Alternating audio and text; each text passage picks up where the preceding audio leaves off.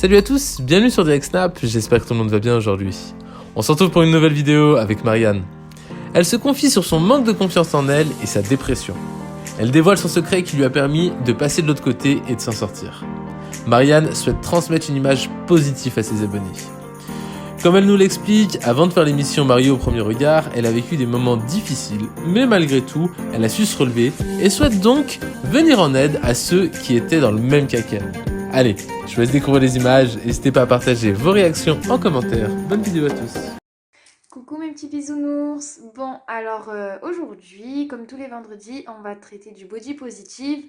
Donc la semaine dernière, j'avais commencé à vous raconter mon histoire et je vous avais expliqué pourquoi j'avais confiance en moi. Et je vous avais dit que du coup, j'avais eu un déclic suite à ma rupture. Ben voilà, du coup, je vais vous expliquer mon déclic. Voilà, j'ai eu donc du coup ce gros déclic par rapport au fait que j'avais perdu l'homme que j'aimais à cause de mon manque de confiance en moi. Et du coup, j'ai décidé de me reprendre en main. Et je savais pas trop comment procéder. En fait, à cette époque-là, je travaillais pas parce que problème de santé, j'étais en dépression, hein, je vais pas le cacher. Donc je travaillais pas et le soir, du coup, je regardais La Villa des Cœurs Brisés pour les coachings de Lucie Mariotti. Et en fait, c'est une femme qui m'a vachement inspirée. Donc je me suis dit, si je veux m'en sortir, vu que ces coachings me parlent, il faut que je trouve quelqu'un de m'aider comme elle aide ceux qui font la Villa des Cœurs Brisés.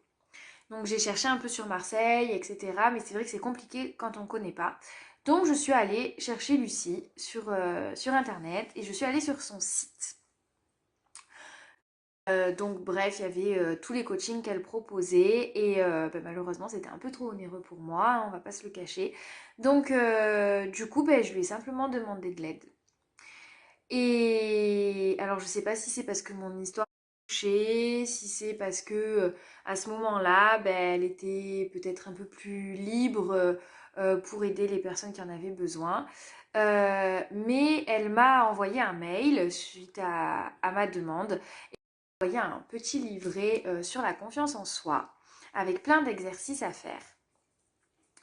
Et il y a un exercice dans ce livret qui m'a vraiment fait comprendre qu'en fait, je parlais vraiment mal de moi et que c'était plus possible de continuer comme ça. Donc du coup, c'est cet exercice-là qui m'a fait me dire que maintenant, ça suffisait et qu'il fallait que j'avance et que j'aille mieux dans ma tête, que je fasse tous les efforts pour. Voilà. Donc je vais vous expliquer ce petit exercice et puis pour ce soir, ce sera tout. En fait, l'exercice, c'est tout simple. On prend une feuille de papier, on dessine une silhouette d'homme ou de femme et on la partage en 3. Et le but du jeu, c'est de trouver des mots, des adjectifs qui nous définissent. Dans la partie du haut, c'est ce qui va définir notre mental, notre état psychologique, ce qu'on pense de nous.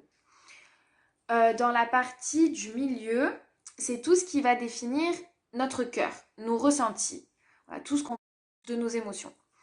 Et la partie du bas, ça va être tout ce qui concerne le corps, le physique. Et en fait, en cherchant les mots, je me suis rendu compte que j'étais juste horrible envers moi-même. Mais vraiment horrible.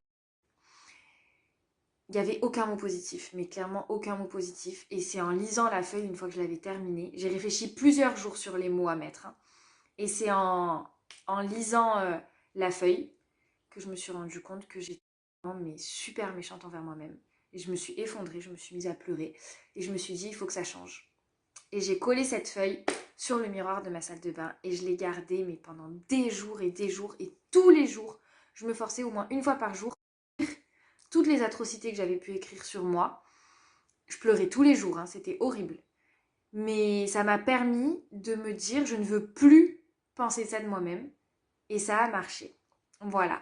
Donc j'espère que cette vidéo, elle vous a un peu aidé. Un peu plus du coup que celle de la semaine dernière. Je vous fais plein de bisous. Et je vous aime fort. Et n'oubliez pas, on est tous beaux à notre façon. Bisous!